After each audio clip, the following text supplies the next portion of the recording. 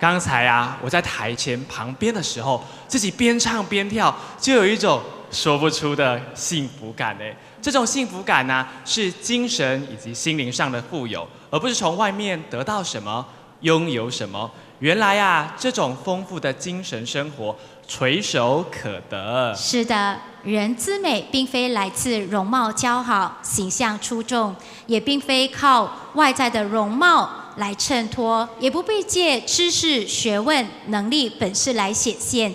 一切的有为造作，都不是人之美。人之美是源自于人人本固有具足至高无上的天性，人人本有幸福、快乐、欢喜的本性。能够掌握无价的生命，并且能够立足在生命尊严的世间第一高峰，所有的荣辱得失，所有的贫富贵贱，所有的顺利成败，都在我们脚下了。我们就不会再被它束缚，甚至能够悠游其中，那是多么的海阔天空啊！接下来要出场的团队是中华天主教曙光青年团，将以大自然快乐操为我们带来这首《自然处处吉祥》，让我们掌声欢迎！